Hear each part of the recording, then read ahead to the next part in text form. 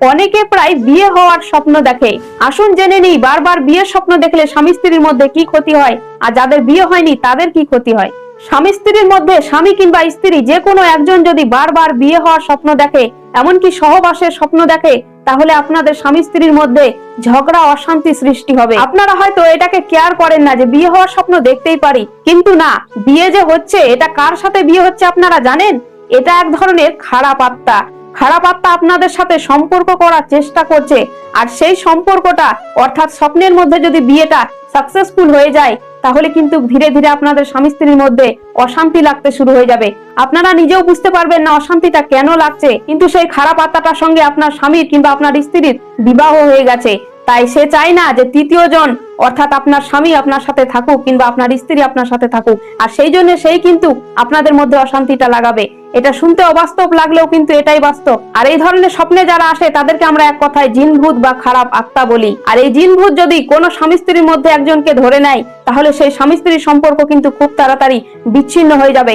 এমনকি তার স্বামী অসুস্থ হয়ে যেতে পারে, আর স্বামীকে ধরলে তার স্ত্রী অসুস্থ হয়ে বিভিন্ন রকম ক্ষতি হতে পারে। কারণ জিনভূতটা যদি স্বামীকে ধরে, তাহলে কিন্তু সেই স্বামীর সাথে সে সম্পর্ক করবে, আর তখন তার স্ত্রীকে তার থেকে বিচ্ছেদ করে দেবে। আর যদি স্ত্রীকে ধরে, তাহলে স্ত্রীর থেকে স্বামীকে বিচ্ছেদ করে দেবে। এবার বলবো, যাদের বিয়ে হয়নি তারা যদি এসব স্বপ্ন দেখে, তাহলে কি ক্ষতি হবে। যাদের বিয়ে হয়নি তাদেরকে এক কথায় একা ঘুমোতে নেই, তাদেরকে তার বাবা মার সাথে কিংবা কারোর সাথে ঘুমোতে হয়, কিন্তু একা ঘুমোতে নেই। একা ঘুমালে কিন্তু এই খারাপ আত্মা অর্থাৎ জিন অ্যাটাক করে, আর তখন বারবার বিয়ে হওয়ার স্বপ্ন দেখে। কিন্তু অনেকে কেয়ার করে না।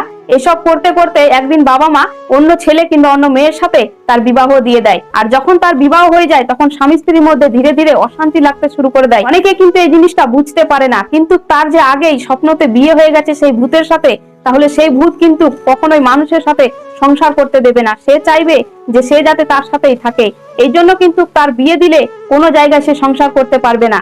তাই এইগুলো ঘটনা যদি আপনারা বারবার দেখেন, যদি বারবার বিয়ে হওয়ার স্বপ্ন দেখেন, বারবার সহবাসের স্বপ্ন দেখেন, তাহলে খুব শীঘ্রই আপনারা এটা ঠিক করার চেষ্টা করুন। না হলে কিন্তু এক সময় এমন আসবে যে আপনাদের কোথাও বিয়ে হতে দিবে না, আর যাদের বিয়ে হয়ে গেছে তাদেরকে কিন্তু সংসার করতে দেবে না।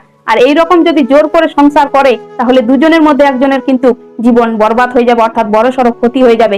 শুনতে অবাস্তব লাগলেও এটাই শাস্ত্রের কথা, আর এটাই বাস্তব কথা। বিশ্বাস না লাগলে আপনারা মিলিয়ে নেবেন। তাহলে এর থেকে বাঁচার উপায়টা কি? এর থেকে বাঁচার উপায় হলো একটাই, যাদের যে ধর্ম, আপনারা মুসলিম যদি হন কিংবা হিন্দু হন কিংবা খ্রিস্টান হন, যাদের যে ধর্ম সেই ধর্মটাকে ভালোভাবে পালন করুন। গীতা পাঠ করুন, মুসলিম হলে কোরআন পাঠ করুন, নিজের ইষ্ট দেবতাকে ভালোভাবে পুজো করুন, ভালোভাবে মানুন, তাহলে দেখবেন ধীরে ধীরে খারাপ আত্মা পিছন ছেড়ে দেবে। আর যাদের বিনা কারণে স্বামী স্ত্রীর মধ্যে ঝগড়া হয়ে থাকে, তাদের কারণও কিন্তু এই জিন হয়ে থাকে, আর এই জিনের কারণে কিন্তু বারবার ঝগড়াটা হয়। এটা কিন্তু অনেকে বুঝতে পারে না। আর এটা থেকে বাঁচার একটাই উপায়, নিজের নিজের ইষ্ট দেবতাকে ভালোভাবে মানুন, নিজের নিজের ধর্মকে ভালোভাবে পালন করুন। দেখবেন ধীরে ধীরে এইসব খারাপ আত্মা জিন থেকে ছুটকারা পেয়ে যাবেন, অর্থাৎ পিছন ছেড়ে দেবে। আর এই জিন কিন্তু দুই প্রকারের হয়, একটা হলো খারাপ আর একটা হলো ভালো। এই খারাপ জিনের হাত থেকে মুক্তি পাওয়ার এটাই একমাত্র উপায়। আশা করি ভিডিওটি দেখে আপনাদের খুব ভালো লাগলো, আর অনেক কিছু বুঝতে পারলেন। ভিডিওটি যদি ভালো লাগে তাহলে লাইক, কমেন্ট, শেয়ার করবেন। এরকম ধরনের ভিডিও পেতে চাইলে পেজটিকে ফলো করে রাখবেন। আরো যদি এরকম নিয়ম কানুনের বিষয়ে জানতে চান, তাহলে পেজে গিয়ে দেখে নেবেন।